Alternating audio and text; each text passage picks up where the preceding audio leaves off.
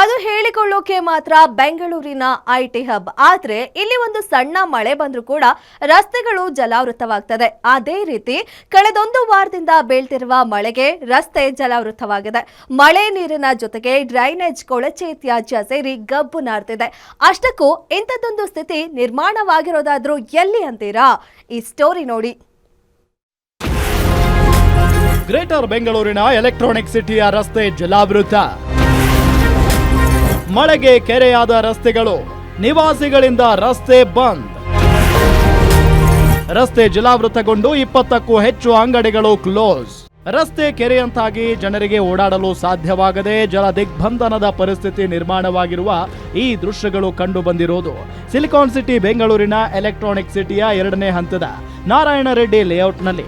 ಕಳೆದೊಂದು ವಾರದಿಂದ ಸುರಿತಾ ಇರುವ ಮಳೆಯಿಂದಾಗಿ ಇಲ್ಲಿನ ರಸ್ತೆ ಸಂಪೂರ್ಣ ಜಲಾವೃತಗೊಂಡಿದೆ. ಕೇವಲ ಭಾರಿ ಮಳೆಯಷ್ಟೇ ಅಲ್ಲ, ಸಣ್ಣ ಮಳೆ ಬಂದರೂ ಕೂಡ ಈ ರಸ್ತೆ ಕೆರೆಯಾಗಿ ಮಾರ್ಪಾಡಾಗುತ್ತದೆ. ಇನ್ನು ಮಳೆ ನೀರಿನ ಜೊತೆಗೆ ಅಂಡರ್ ಗ್ರೌಂಡ್ ಡ್ರೈನೇಜ್ ತ್ಯಾಜ್ಯ ಕೂಡ ಸೇರಿಕೊಂಡಿದ್ದು ರಸ್ತೆಯಲ್ಲಿ ಜನ ಓಡಾಡಲು ಸಾಧ್ಯವಾಗದಷ್ಟು ದುರ್ವಾಸನೆ ಬರ್ತಿದೆ. ಸಾಂಕ್ರಾಮಿಕ ರೋಗದ ಭೀತಿಯಲ್ಲೇ ಜನರು ನಿತ್ಯ ಮೂಗು ಮುಚ್ಚಿಕೊಂಡು ಓಡಾಡುತ್ತಿದ್ದಾರೆ. ವಾಹನ ಸವಾರರು ಅನಿವಾರ್ಯವಾಗಿ ಇದೇ ಕೊಳಚೆ ರಸ್ತೆಯಲ್ಲಿ ಸಂಚರಿಸುವ ದುಸ್ಥಿತಿ ಎದುರಾಗಿದ್ದು ಪ್ರತಿದಿನ ನರಕಯಾತನೆ ಅನುಭವಿಸುತ್ತಿದ್ದಾರೆ. ಹೇಳ್ಕೊಳಕ್ಕೆ ಎಲೆಕ್ಟ್ರಾನಿಕ್ ಸಿಟಿ ಅಂತ ಹೆಸರು ಅಷ್ಟೇ ಇದಕ್ಕೆ, ಬಟ್ ಲೋಕಲ್ ಹಳ್ಳಿಗಿಂತ ಅಧ್ವಾನವಾಗಿರುತ್ತೆ. ಒಂದು ಮಳೆ ಬಂತು ಅಂದರೆ ಪೂರ್ತಿ ಕಂಪ್ಲೀಟ್ ಆಗಿ ಇದೇ ಪಿಕ್ಚರ್ ಚೇಂಜ್ ಆಗಿಬಿಡುತ್ತೆ. ಸೊ ಎಲೆಕ್ಟ್ರಾನಿಕ್ ಸಿಟಿ ಅಂತ ಮೀಡಿಯಲ್ಲಿ ತೋರಿಸ್ಕೊಳೋದಕ್ಕೆ ದೊಡ್ಡ ದೊಡ್ಡ ಕಂಪ್ನಿಗಳು ಮಾತ್ರ ಪ್ರೊಜೆಕ್ಟ್ ಮಾಡಿ ತೋರಿಸ್ಕೊಂತಾರೆ. ಐ.ಟಿ ಕಂಪ್ನಿಗಳು, ಅಲ್ಲಿರೋ ರೋಡ್ಸ್ಗಳು, ಚೆನ್ನಾಗಿ ರೋಡ್ಸ್ ಮಾತ್ರ ಪ್ರೊಜೆಕ್ಟ್ ಮಾಡಿ ತೋರಿಸ್ತಾರೆ. ಬಟ್ ಈ ಕಡೆ ಯಾರು ಗಮನ ಹರಿಸೋದೇ ಇಲ್ಲ. ಇಲ್ಲಿ ಶಾಂತಿಪುರ ಮತ್ತು ವೀರಸಂದ್ರ, GS ಪಳ್ಳಿ ಯಾವ ಕಡೆ ನೀವು ಹೋದ್ರೂ ಕೂಡ ಎಲ್ಲರೂ ಅಧ್ವಾನವಾಗಿರುತ್ತೆ. ಒಂದು ಕಡೆ ಒಂದು ಒಳ್ಳೆ ಟಾರ್ ರೋಡ್ ಹಾಕಿಲ್ಲ. ಹೆಸರಿಗಷ್ಟೇ ಎಲೆಕ್ಟ್ರಾನಿಕ್ ಸಿಟಿ ಅಂದ್ರೆ ಐಟಿ ಹಬ್ ಮತ್ತು ಬೆಂಗಳೂರಿನ ಹೃದಯ ಭಾಗ ಎಂದು ಬಿಂಬಿಸಲಾಗುತ್ತೆ. ಆದ್ರೆ ಇದೇ ಎಲೆಕ್ಟ್ರಾನಿಕ್ ಸಿಟಿಯ ರಸ್ತೆಯು ಮಳೆ ಬಂದ್ರೆ ಸಾಕು ಈ ರೀತಿ ಕೊಳಚೆ ಹೊಂಡವಾಗಿ ಮಾರ್ಪಾಡಾಗುತ್ತಿದೆ. ಮಳೆ ಬಂದಾಗ ಈ ರಸ್ತೆಯಲ್ಲಿನ ಅಂಗಡಿಗಳನ್ನ 3-4 ದಿನಗಳ ಕಾಲ ಸಂಪೂರ್ಣವಾಗಿ ಮುಚ್ಚುವ ಪರಿಸ್ಥಿತಿ ವ್ಯಾಪಾರಿಗಳಿಗೆ ಎದುರಾಗಿದೆ. ರಸ್ತೆ ಜಲಾವೃತಗೊಂಡ ಪರಿಣಾಮ ಈಗಾಗಲೇ ಸುಮಾರು 20ಕ್ಕೂ ಅಧಿಕ ಅಂಗಡಿಗಳನ್ನ ಕ್ಲೋಸ್ ಮಾಡಲಾಗಿದೆ. ಮಳೆ ನೀರಿನ ಜೊತೆಗೆ ಡ್ರೈನೇಜ್ ಕೊಳಚೆ ಮಿಕ್ಸ್ ಆಗಿರೋದ್ರಿಂದ ದುರ್ವಾಸನೆಯ ಜೊತೆಗೆ ಮಾರಕ ರೋಗ ರುಜಿನಗಳು ಹರಡುವ ಆತಂಕ ಎದುರಾಗಿದೆ.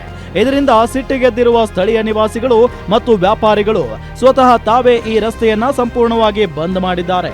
ಕಳೆದೊಂದು ವಾರದಿಂದ ಇಷ್ಟೆಲ್ಲ ದೊಡ್ಡ ಸಮಸ್ಯೆ ಇದ್ದರೂ ಇತ್ತ ಕೋನಪ್ಪನ ಅಗ್ರಹಾರ ಪುರಸಭೆ ಅಧಿಕಾರಿಗಳು ಮಾತ್ರ ಸ್ಥಳಕ್ಕೆ ಬಂದು ತಲೆ ಹಾಕದೇ ಇರೋದು ಸಾರ್ವಜನಿಕರ ತೀವ್ರ ಆಕ್ರೋಶಕ್ಕೆ ಕಾರಣವಾಗಿದೆ. ಮೇನ್ ಸಿಟಿ ಅಂದರೆ ಎಲೆಕ್ಟ್ರಾನಿಕ್ ಸಿಟಿ ಅದು ಇದೇ ಬಜಾರ್ ಇದೆ.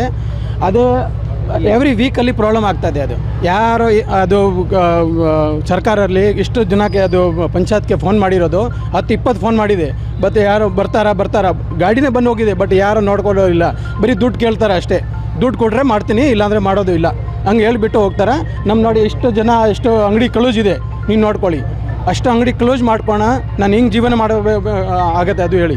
ಒಟ್ನಲ್ಲಿ ಸರ್ಕಾರ ರಾಜ್ಯ ರಾಜಧಾನಿ ಬೆಂಗಳೂರನ್ನ ಗ್ರೇಟರ್ ಬೆಂಗಳೂರು ಮಾಡಿದ್ದೇವೆಂದು ಹೇಳುತ್ತಾರೆ. ಆದರೆ ಮಳೆಯಿಂದ ರಸ್ತೆ ಜಲಾವೃತವಾದ್ರೂ ಸಂಬಂಧಪಟ್ಟ ಅಧಿಕಾರಿಗಳು ಮಾತ್ರ ಕಣ್ಮುಚ್ಚಿ ಕೂತಿದ್ದಾರೆ. ಏನಾದ್ರೂ ಈ ಸಮಸ್ಯೆಗೆ ಮುಕ್ತಿ ಸಿಗುತ್ತಾ ಅನ್ನೋದನ್ನ ಕಾದು ನೋಡಬೇಕಿದೆ. Ambareesh Thimmegowda, guarantee news, Anekal.